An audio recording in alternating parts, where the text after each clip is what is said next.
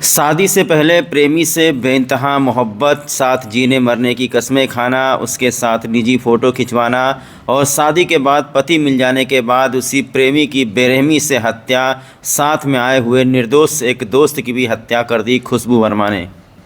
इस खबर को बताने का एकमात्र मकसद ये है कि ऐसे युवा जिनका शादी से पहले किसी महिला से प्रेम संबंध है, शादी के बाद उनको आराम से जीने दें, उनको परेशान न करें, अन्यथा आपके साथ भी ऐसी घटना घट सकती है। क्योंकि शादी करने के बाद अक्सर जब महिलाएं अपने पति को पा जाती हैं तो पुराने प्रेमी से पीछा छुड़ाती हैं, कुछ का पीछा छूट जाता है तो कुछ का इसी तरीके से खौफनाक अंजाम सामने आता है।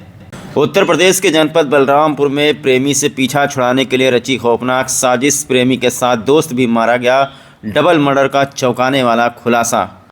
जनपद बलरामपुर में रविवार की रात प्रेमिका ने पति के साथ मिलकर प्रेमी समेत 2 युवकों की गला दबा करके हत्या कर दी। हत्या के बाद शव को घटनास्थल से करीब 25 किलोमीटर दूर सड़क किनारे फेंककर हादसा दिखाने की कोशिश की कि दुर्घटना में ये लोग मारे गए हैं।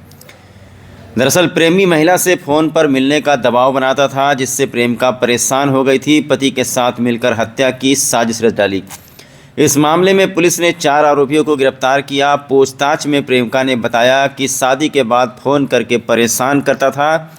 सोमवार की सुबह पुलिस को सड़क किनारे बाइक के पास 2 युवक अचेत अवस्था में मिले थे। पुलिस ने दोनों को अस्पताल पहुंचाया, जहां डॉक्टरों ने उन्हें मृत घोषित कर दिया। मामला महाराजगंज तराई थाना क्षेत्र का है। रमुआपुर थाना तुलसीपुर के दीपचंद का खुशबू से 4 साल से प्रेम प्रसंग चल रहा था। खुशबू की 2 साल पहले शादी हो गई। महिला की शादी हो जाने के बाद भी दीपचंद लगातार उससे फ़ोन पर बातचीत करता था। दीपचंद मुंबई में रहकर फैक्ट्री में रहकर काम करता था। 4 दिन पहले मुंबई से घर आया था। मृतक के घर से खुशबू के ससुराल मात्र 5 किलोमीटर की दूरी पर है। दीपचंद की बुआ का घर जयसिंह डी गाँव में प्रेमिका खुशबू के घर के बगल में है। वहीं आने जाने से दोनों के बीच में दोस्ती हो गई थी। रविवार को दीपचंद ने खुशबू को फ़ोन किया। दीपचंद ने रविवार को कि वो उससे मिलना चाहता था। ये बात उसके पति को पता चल गई, जिसके बाद में उसके पति ने कहा खुशबू से कि अपने प्रेमी को मिलने के लिए गांव के बाहर बुलाओ।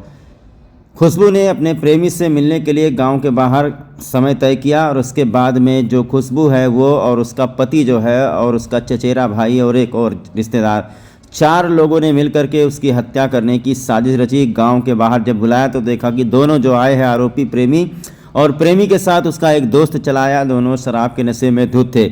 इसी बीच में चारों लोगों ने मिल करके गला दबा करके उसकी हत्या कर दी और उसके चेहरे को छत बिछत कर दिया और घर से करीब 25 किलोमीटर आगे ले जाकर के थाना महाराजगंज तराई क्षेत्र के लौकावा सहरवा के पास में दोनों को सड़क के किनारे फेंक दिया, ताकि लोगों को लगे कि शराब पी करके नशे में ये लोग दुर्घटना का शिकार हो गए हैं।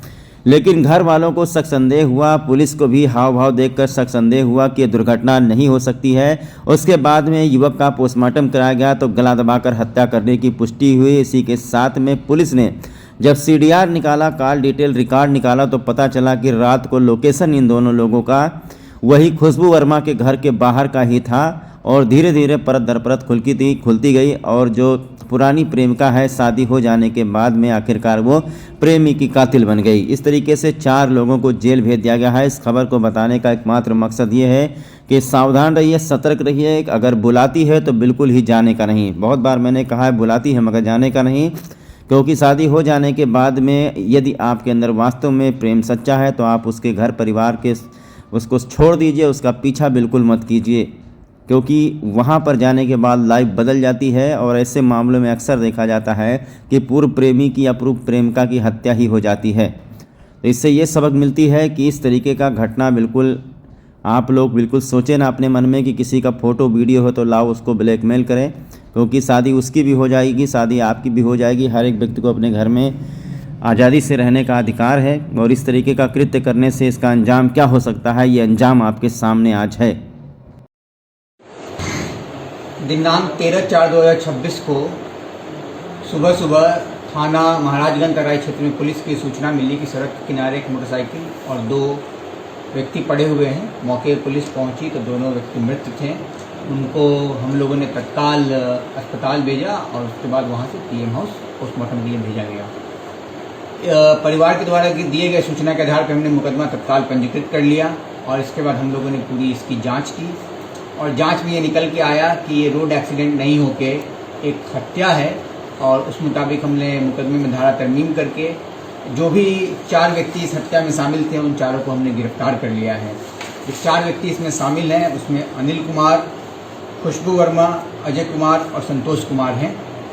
और जो मोटिव इसके पीछे निकल के आया है वो ये है कि जो महिला है, जो मृतक है, वो महिला से उसके पहले के बातचीत थे और ऐसा माना जा रहा था कि दोनों में मित्रता थी और महिला के शादी होने के बावजूद भी मृतक बार बार महिला को फ़ोन करता था और कल भी वो बहुत ही घर पे आने की जिद कर रहा था और पति को जब ये मालूम चला तो पति ने उसको बोला कि तुम आ जाओ, हम तुमको यहाँ देख लेंगे। इसी पे जब वो यहाँ पे आया तो मृतक अपने एक मित्र के साथ आया था जिसकी भी हत्या हो गई थी। यहाँ पर पहले से रुके हुए अनिल और जो महिला थी वो और उसका भाई तीनों उन दोनों व्यक्तियों से मिलते हैं और वहाँ पे कहासुनी होती है और उसके बाद ये दोनों व्यक्ति को मार दिया जाता है गला दबाकर, क्योंकि दोनों व्यक्ति नशे के हालत में थे तो इन तीनों के द्वारा आसानी से उनको ओवरपावर करके मार दिया गया। और फिर उसके बाद साक्ष्य छिपाने के उद्देश्य से डेड बॉडी को वहाँ से गांव से जहाँ पे ये घटना हुई थी वहाँ से ला के तुलसीपुर रोड में महाराजगंज तराई थाना क्षेत्र में मेन रोड के पास फेंक दिया गया।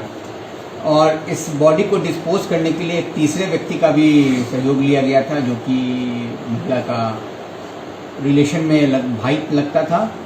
और ये लोग एक मोटरसाइकिल पर 4 व्यक्ति सवार होकर, आगे एक चलाने वाला व्यक्ति, बीच में दोनों डेड बॉडी और पीछे एक बैठा हुआ व्यक्ति ला के यहाँ फेंके थे। और जो तीसरा व्यक्ति था वो साथ मोटरसाइकिल से आया था और मोटरसाइकिल से आके जब यहाँ पे दोनों डेड बॉडी को मोटरसाइकिल को फेंक दिया गया तो वो तीनों मोटरसाइकिल पे वापस गए थे।